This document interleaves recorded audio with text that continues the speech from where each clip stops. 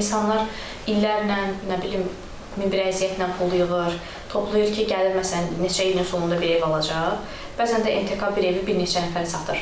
Belə problemlərlə də qarşılaşırıq. Bunun qanuni bir həlli varmı və yaxud da vətəndaş öncədən nə etməlidir?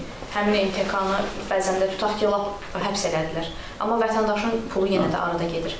Biz ümumiyyətlə Qafqazda bu ev sahibi olmaq çox vacibdir də belə. Hətta qızın evlənməsinə razılıq vermirlər ki, oğlanın evi yoxdur və s. O ciddi problemdir. Əslində qanunvericiliyimizdə istər əvvəlki dövrdə ilkin qeydiyyat deyilən bir anlayış vardı mülki məcəllədə. Sonradan da indi təminat qeydi deyilən bir anlayış var. Bu mahiyyət etibarilə nədir? Təminat qeydi odur ki, mən tutaq ki, gəlirəm həmin o binadan ev almaq istəyəndə, məhz həmin o binanın oturduğu torpaq sahəsində mənə təminat verilir. Yəni belə deyim, mən o torpağa artıq şərik oluram kimi. Bu çox mükəmməl bir institutdur. Səhv eləmirəm, bizdə də Almaniyadan deyəsən gəlib, səhv eləmirəmsə, belə qarışdırmayım. Çünki bunu işte Alman professorların mülki məcəllərin inkişafında xüsusi rol olan Alman professorların mən təlimindən eşitmişdim. Nəticə etibarilə bizdə bu qanunverici bir institut var. Sadəcə olaraq tikinti şirkətlər bunu eləmirlər, belə deyək. Və nəticə etibarilə də belə risklər, yəni əgər olsa nə baş verəcək? Tutaq ki, birinci həmin bu təminat qeydi daşınmaz əmlakın dövlət reyestrində qeydiyyata alınır.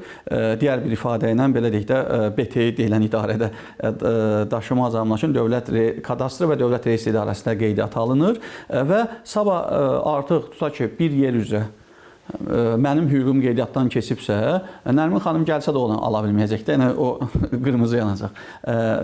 Qanunvericimiz bu şəkildə çox açıqdır. Və onu da deyim ki, səhv eləmirəmsə, artıq 7-8 ildir o, 2016-dan da səhv eləmirəmsə o təminat qeydi artıq mülki məcəlləmizdə var. Bunun yolu ancaq budur. Əks təqdirdə nə baş verir? Vətəndaş, belə deyək də, şeye getməsi üçün uğradığı ziyanın qarşılanması üçün məhkəməyə gedir. Məhkəmə də fərqdən sənədə baxır, bəli, icra olunmayıb, filan MTK-dan bu qədər pul tutulsun, filan kəsə ödənilsin. Məhkəmənin edə biləcəyi zaten odur. Məhkəmələr qərar verir ki, filan MTK-dan 200 min manat tutulsun, ödənilsin ta ki, Həsən kişiyə. Bu ödənilir ümumiyyətlə, belə bir təcrübə var. İndi ondan sonra iş gəlir ondan sonra gəlir icra şöbələrinə. Deyir o tüşlənmiş danan quyruğu burada qopur. İcra şöbəsində icraçılar da belə deyək də sistemə vururlar ki, əmlak varmı yox, maşın varmı yox, heç bir şey yoxdur. Yəni MTK kağız üzərində peçatı olan bir şirkətdə onda artıq icra problemi ciddi şəkildə çıxır. Bəli, vətəndaş həbsxanada olur. Yəni vətəndaş dediyim şirkətin rəhbəri, qanuni təmsilçisi, kimlər həbsxanada olur. Şirkət də kağız üzərində peçatı olan bir, mühürü olan bir, belə deyək, formal bir hüquqi şəxs olur və vətəndaşın əlində də məhkəmə qərarı olur, amma icra olunmur. Yəni icra olunmur, icra etməsi mümkün deyil.